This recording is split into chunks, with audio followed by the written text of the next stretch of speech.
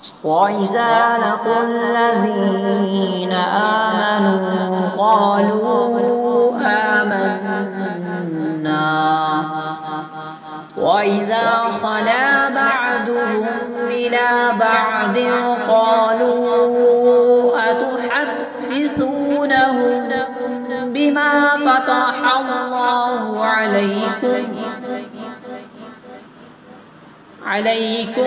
لِيُحَاجُّوكُم بِهِ عِندَ رَبِّكُمْ أَفَلَا تَعْقِلُونَ۔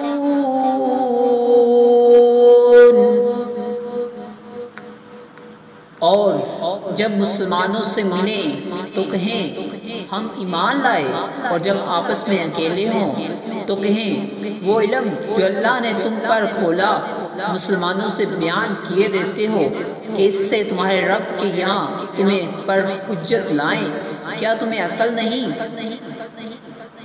دوستوں ابھی آپ نے سورۃ البقرہ آیت نمبر 76 سماعت فرمائی اور اس کا ترجمہ بھی سماعت فرمایا۔ دوستوں حضرت عبداللہ بن عباس رضی اللہ تعالی عنہما فرماتے ہیں یہودی منافق جب صحابہ کرام رضی اللہ تعالی عنہم سے ملتے تو ان سے کہتے کہ جس پر تم ایمان لائے اس پر ہم بھی ایمان لائے، تم حق پر ہو اور تمہارے آقا محمد مصطفیٰ صلی اللہ تعالی علیہ وسلم سچے ہیں، ان کا قول حق ہے۔ ہم ان کی نعت تو صرف اپنی کتاب توریت میں پاتے ہیں۔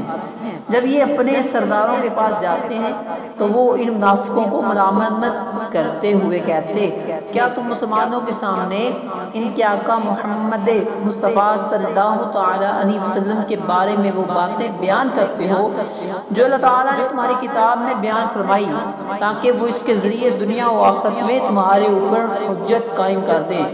جب ہمارے آقا محمد مصطفیٰ صلی اللہ علیہ وسلم کا نبی برحق ہونا تمہاری کتابوں میں موجود ہے تو تم ان کی پیروی کیوں نہ کی؟ کیا تمہیں عقل نہیں کہ تمہیں یہ کام نہیں کرنا چاہیے؟ دوستوں یہ سورۃ البقرہ آیت نمبر 76 انشاءاللہ ملیں گے نیکسٹ ویڈیو میں، تب تک کے لیے اللہ حافظ، السلام علیکم ورحمۃ اللہ وبرکاتہ۔